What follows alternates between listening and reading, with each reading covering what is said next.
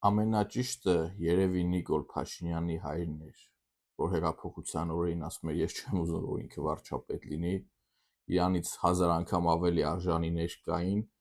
այդ մարդը մի բան գիտեր, որ ասում էր, մենք չէինք հասկանում, որովհետև բոլորս էյֆորիայի մեջ էինք։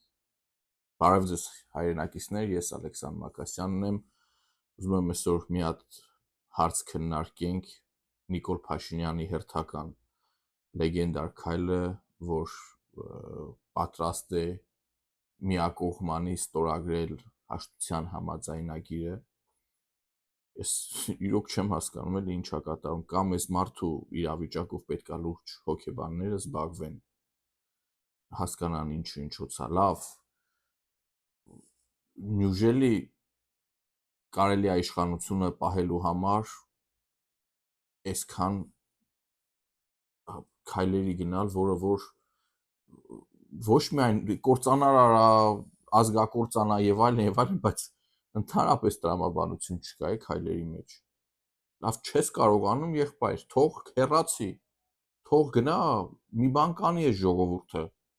Այս ժողովուրդը այդքան խոտ չի, հաստատ կկարողանա տակից դուրս գալ։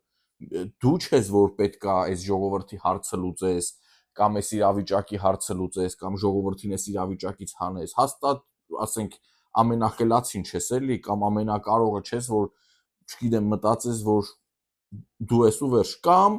կան կոնկրետ ինչ-որ ուժեր, որոնք այս մարդուն ղեկավարում են, այս մարդը կամ այս մարդուն իրանք են բերել,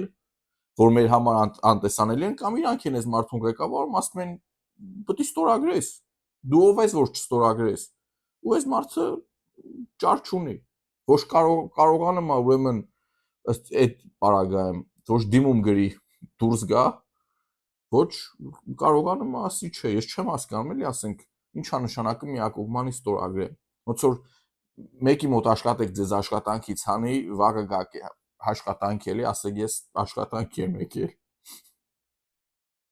Չգիտեմ, սիրելի հայրենակիցներ, ժպտում են, կատակներ են կանում, բայց